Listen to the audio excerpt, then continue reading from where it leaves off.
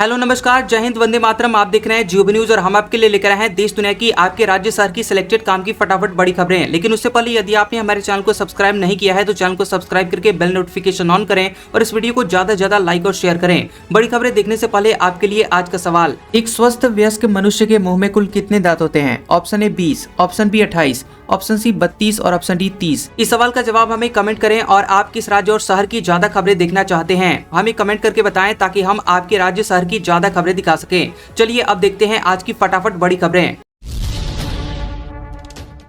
UPI से निकाल सकेंगे पीएफ का पैसा। अप्रैल तक लॉन्च होगा नया सिस्टम, इससे जरूरत के समय तुरंत पैसा मिल सकेगा। कर्मचारी भविष्य निधि संगठन यानी ईपीएफओ के करीब 8 करोड़ सब्सक्राइबर्स को यूपीआई यानी यूनिफाइड पेमेंट्स इंटरफेस से पीएफ का पैसा निकालने की सुविधा मिलेगी। केंद्र सरकार एक ऐसा सिस्टम तैयार कर रही है जिससे पीएफ मेंबर सीधे यूपीआई के जरिए अपना पैसा निकाल सकेंगे। केंद्रीय श्रम मंत्रालय इस प्रोजेक्ट पर काम कर रहा है और इसे अप्रैल 2026 तक रोल आउट करने का लक्ष्य रखा गया है। इस सुविधा के शुरू होने से क्लेम सेटलमेंट की लंबी प्रक्रिया खत्म हो जाएगी और मेंबर्स को तुरंत फंड मिल सकेगा। पीएम मोदी बोले, टीएमसी घुसपैठियों को वोटर बना रही है, इन्हें बसाकर गरीबों का हक छीना जा रहा है, भाजपा इन्हें देश से निकालेगी।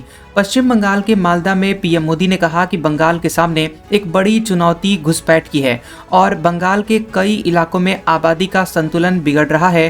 टीएमसी घुसपैठियों को वोटर बना रही है, गरीबों का हक छीना जा रहा है, भाजपा सरकार बनते ही घुसपैठियों पर एक्शन लेगी। और वहीं आयुष्मान भारत योजना पर बात करते हुए पीएम ने कहा कि टीएमसी वालों को आपकी तकलीफ की कोई चिंता नहीं है, यहाँ आयुष्मान योजना लागू नहीं होने दी गई। ऐसी पत्थर दिल सरकार की बंगाल से विदाई जरूरी है। पीएम मोदी ने मालदा में भारत की पहली वंदे भारत स्लीपर ट्रेन का उद्घाटन किया।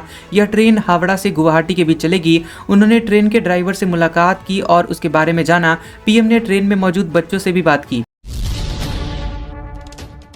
महाराष्ट्र में 29 नगर निगमों में 17 पर अकेले बीजेपी का कब्जा। राउत बोले, शिंदे जयचंद नहीं बनते तो मुंबई में कभी बीजेपी का मेयर नहीं बनता। महाराष्ट्र नगर निगम चुनाव में बीजेपी ने एक तरफा जीत दर्ज की। कुल 29 नगर निगमों में से 17 पर अकेले भाजपा का कब्जा हो गया, यानी कि इन निगमों में मेयर बनाने जा रही है। वहीं उसके नेतृत्व वाले महायुति गठबंधन ने 8 निगमों में जीत दर्ज की है और इस तरह भाजपा गठबंधन को यहां 25 नगर निगमों में जीत दर्ज हुई है। भाजपा शिवसेना शिंदे के गठबंधन ने उद्धव ठाकरे से बीएमसी छीनकर उनका 3 दशक पुराना दबदबा खत्म कर दिया। बीएमसी में भाजपा 89 सीटें जीतकर सबसे बड़ी पार्टी बनी है। वहीं राज्य चुनाव आयोग की तरफ से घोषित फाइनल रिजल्ट के मुताबिक बीजेपी प्लस ने 29 निगमों में से 2869 सीटों में से यहां 1425 सीटें जीती हैं। महाराष्ट्र चुनाव में मिली हार के बाद यूबीटी के संजय राउत ने एकनाथ शिंदे को शिवसेना का जयचंद बताया। उन्होंने एक्स पर लिखा कि अगर एकनाथ शिंदे शिवसेना के जयचंद नहीं बनते तो बीजेपी को मुंबई में कभी मेयर नहीं मिलता और मराठी लोग शिंदे को जयचंद के रूप में याद रखेंगे।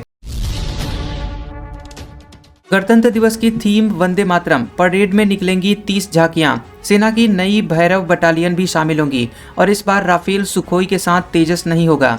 बता दें कि यहाँ 26 जनवरी को भारत 77वां गणतंत्र दिवस मनाने जा रहा है। इस बार मुख्य परेड की थीम वंदे मातरम पर रखी गई है। परेड के दौरान कर्तव्य पथ पर 30 झांकियां निकलेंगी जो कि स्वतंत्रता का मंत्र वंदे मातरम, समृद्धि का मंत्र आत्मनिर्भर भारत थीम पर आधारित होंगी।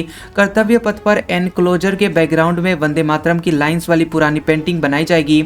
मेन स्टेज पर फूलों से वंदे मातरम के रचयिता बंकिम चंद्र चटर्जी को श्रद्धांजलि दी जाएगी। इस बार गणतंत्र दिवस परेड के मुख्य अतिथि यूरोपीय परिषद के अध्यक्ष एंटोनियो कोस्टा और यूरोपीय आयोग की general Ursula von der Leyen होंगे। मोतिहारी में दुनिया का सबसे बड़ा शिवलिंग, वाराणसी अयोध्या के पंडितों ने की पूजा। हेलीकॉप्टर से बरसे फूल, सीएम दोनों उप मुख्यमंत्री भी मौजूद रहे।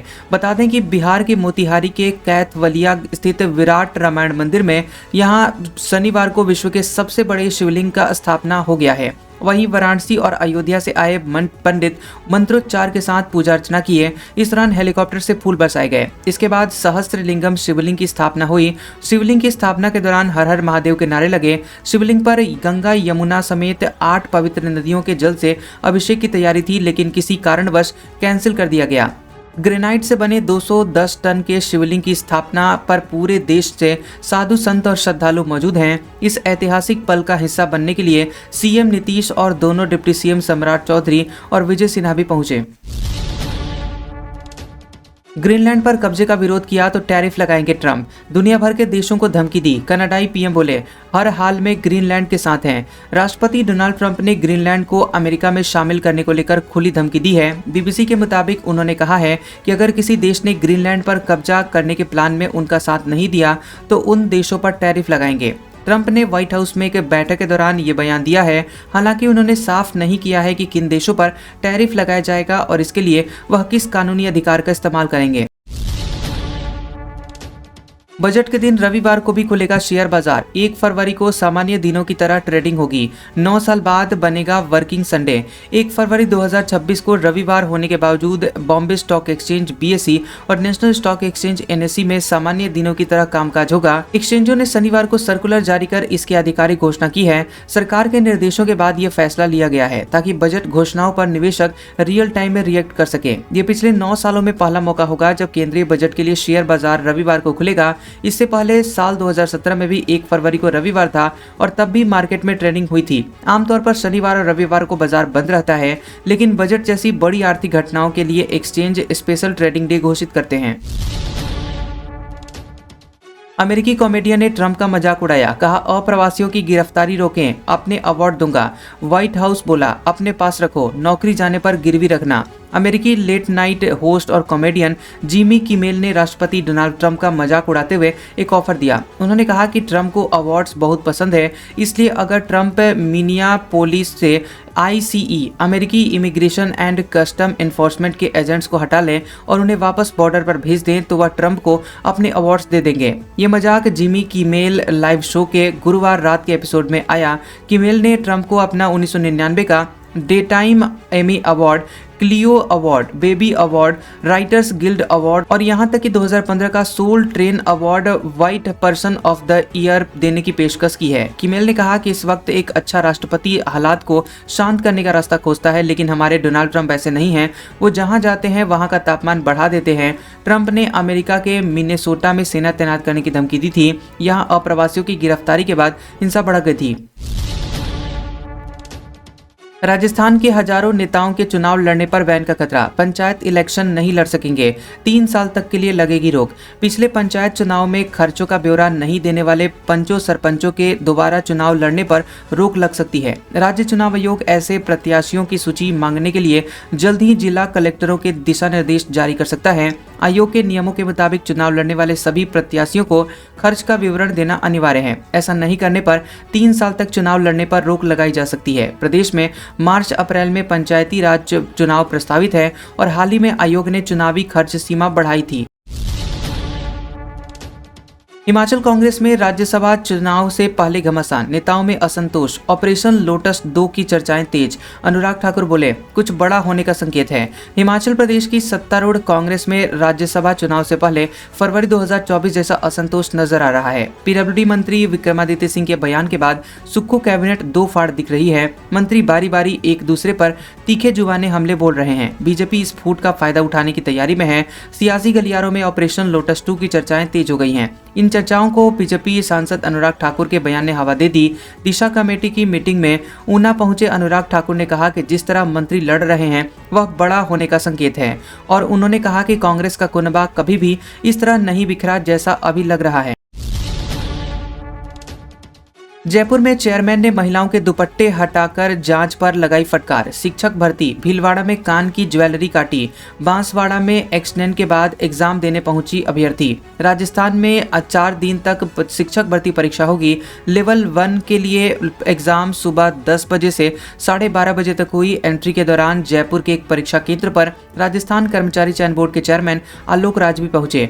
बांसवाड़ा में एक्सीडेंट होने के बाद एक महिला अभ्यर्थी एग्जाम देने पहुंची। हालांकि तबीयत खराब होने पर एग्जाम बीच में छोड़ना पड़ा। उन्होंने महिला कैंडिडेट की दुपट्टा हटाकर जांच पर कर्मचारियों को फटकार भी लगाई। वहीं प्रदेश के सभी 14 जिलों के परीक्षा केंद्रों पर भी कड़ी जांच के बाद एंट्री दी गई थी। मेटल के बटन वाले कपड़े, हाथ में बंधे हुए धागे और गले के चेन को खुलवाने के बाद ही प्रवेश दिया गया। कर्मचारी चयन बोर्ड के मुताबिक 7,759 वैकेंसी के लिए 4 दिन एग्जाम होगा और फिर 3 दिन लेवल 2 के लिए 2 पारियों में परीक्षा होगी। योगी बोले, अहिल्याबाई की टूटी मूर्ति का वीडियो एआई से बना, यह कांग्रेस की साजिश। रानी की प्रतिमा सुरक्षित। मणिकर्णिका घाट पर अभी काम रुका। काशी में मणिकर्णिका घाट पर रानी अहिल्याबाई की मूर्ति टूटने के विवाद पर सीएम योगी ने इसके लिए कांग्रेस को दोषी ठहराया। उन्होंने कहा कि रानी की मूर्ति सुरक्षित रखी है।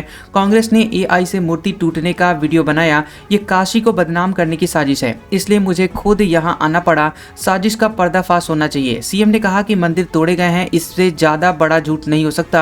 अहिल्याबाई होलकर की प्रतिमा को संरक्षित किया गया है। जब जीर्णोद्धार का काम पूरा हो जाएगा तब प्रतिमा नई तरह से दिखेगी। कांग्रेस मंदिर तोड़ने के एआई वीडियो से जनता को गुमराह कर रही है, ये अपराध है।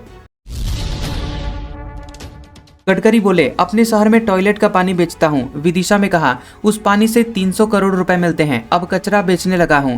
केंद्रीय सड़क परिवहन एवं राजमार्ग मंत्री नितिन गडकरी ने कहा कि मैं अपने शहर में टॉयलेट का पानी बेचता हूं, 300 करोड़ मिलते हैं, अब कचरा बेचने लगा हूं। मैं छात्र नेता था, गाँव में दीवारों पर लिखने का काम करता था। दिल्ली मुंबई पता नहीं था, तब सही नेता मिले, मार्गदर्शन मिला।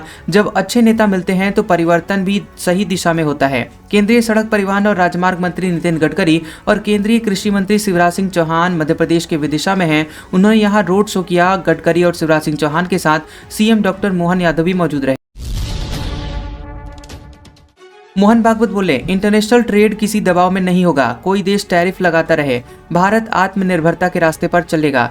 राष्ट्रीय स्वयंसेवक संघ आरएसएस के प्रमुख मोहन भागवत ने लोगों से आत्मनिर्भरता और स्वदेशी लोकल सामान के इस्तेमाल करने की अपील करते हुए कहा कि जहां तक हो सके देश में बना हुआ सामान ही खरीदें। अगर कोई चीज भारत में नहीं बन सकती है तभी उसे बाहर से मंगाना चाहिए। महाराष्ट्र के छत्रपति संभाजी नगर में के हिंदू सम्मेलन में उन्होंने कहा कि भारत इंटरनेशनल ट्रेड कर रहा है लेकिन किसी देश के दबाव में नहीं है। उन्होंने कहा कि चाहे कोई देश टैरिफ लगाता रहे या दबाव बनाए, भारत ने आत्मनिर्भर बनने का रास्ता चुन लिया है और उसी पर चलता रहेगा। गणतंत्र दिवस से पहले आतंकवादियों के निशाने पर दिल्ली, इंटेलिजेंस सूत्रों का दावा। पंजाब के गैंगस्टर खालिस्तानी बांग्लादेशी आतंकवादी संगठनों के लिए काम कर रहे हैं। भारत की इंटेलिजेंस एजेंसियों ने गणतंत्र दिवस से पहले दिल्ली में आतंकवादी हमले को लेकर अलर्ट जारी किया है। न्यूज एजेंसी एएनआई के मुताबिक इंटेलिजेंस ब्यूरो आईबी से जुड़े हुए सूत्रों ने बताया कि प्रतिबंधित खालिस्तानी और बांग्लादेश के आतंकवादी संगठन दिल्ली समेत देश के कई शहरों को निशाना बनाने की कोशिश करते हैं। सूत्रों ने बताया कि पंजाब के कुछ गैंगस्टर विदेश से संचालित खालिस्तानी और कट्टरपंथी हैंडलरों के लिए फुट सोल्जर की भूमिका निभा रहे हैं। ये हैंडलर अपने एजेंडे को आगे बढ़ाने और भारत की आंतरिक सुरक्षा को बाधित करने के लिए क्रिमिनल नेटवर्क का इस्तेमाल कर रहे हैं। ईरान से लौटे भारतीय दिल्ली एयरपोर्ट पर फूट फूट कर रोए, कहा वहां इंटरनेट नहीं, हालात बदतर। ईरान में 28 दिसंबर से हिंसा, 3000 से ज्यादा लोगों की जाने गई। ईरान में हिंसा के बीच वहां फंसे कई भारतीय नागरिक देर रात दिल्ली पहुंच गए हैं और इनमें ज्यादातर स्टूडेंट्स हैं। इनमें से कुछ भारत के पहल से भारत लौटे हैं तो वहीं कुछ निजी फ्लाइट से अपने खर्चे पर वापस आए। दिल्ली एयरपोर्ट पर अपने परिवार से गले लगकर कई भारतीय नागरिक फूट फूट कर रोने लगे। उन्होंने बताया कि हिंसा के दौरान वे किस परिस्थितियों में ईरान में फंसे थे। ईरान में से लौटे जम्मू कश्मीर के एक युवक ने कहा कि वहां हालात बहुत खराब है, खतरनाक विरोध प्रदर्शन हो रहे हैं। बीजेपी बोली, ममता 10,000 रुपए में बांग्लादेशियों रोहिंग्याओं को नागरिकता दे रही है, इसलिए ईडी छापे से घबरा गई। उनको चेतावनी है कि बंगाल बांटकर चुनाव नहीं जीत सकती।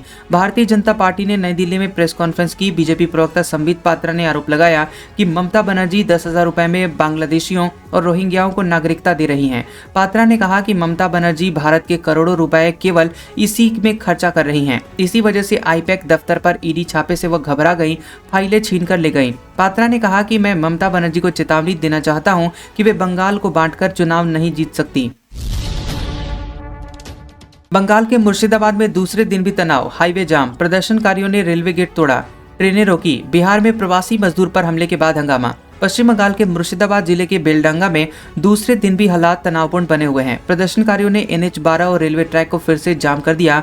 स्थिति नियंत्रित करने के लिए इलाके में भारी पुलिस बल तैनात किया गया। ये विरोध बिहार में एक प्रवासी मजदूर पर हमले के बाद भड़का है। इससे एक दिन पहले झारखंड में प्रवासी मजदूर की मौत को लेकर बेलडांगा में हिंसक प्रदर्शन हुआ था, जिससे सड़क और रेल रूट घंटों ठप रहा था। एडिशनल एसपी ने बताया कि अब तक 30 लोगों को गिरफ्तार किया जा चुका है।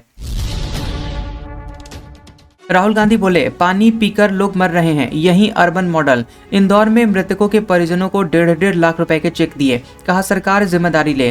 कांग्रेस सांसद राहुल गांधी शनिवार को इंदौर पहुंचे।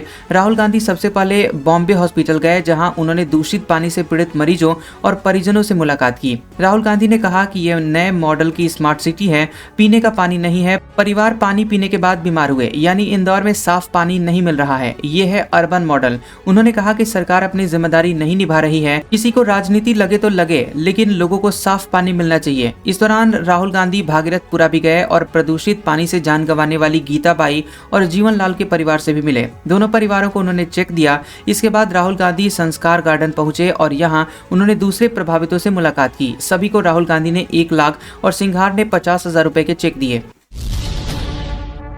केंद्रीय मंत्री गडकरी देंगे 4400 करोड़ रुपए की सौगात। वन्य जीवों के लिए अंडरपास, 8 राष्ट्रीय राजमार्ग परियोजनाओं का लोकार्पण, शिलान्यास होगा। केंद्रीय सड़क परिवहन मंत्री नितिन गडकरी एमपी को 4400 करोड़ रुपए की सड़कों की सौगात देंगे। गडकरी मुख्यमंत्री डॉक्टर मोहन यादव की मौजूदगी में प्रस्तावित 8 राष्ट्रीय राजमार्गों के लोकार्पण और शिलान्यास के लिए विदिशा आकर ये सौगात देंगे। मुख्यमंत्री यादव ने कहा कि 17 जनवरी का दिन मध्य प्रदेश के लिए सौगात भरा होगा। मुख्यमंत्री यादव ने बताया कि 181 किलोमीटर लंबी ये परियोजनाएं मध्य भारत और बुंदेलखंड क्षेत्र की सड़क कनेक्टिविटी को मजबूती देंगी।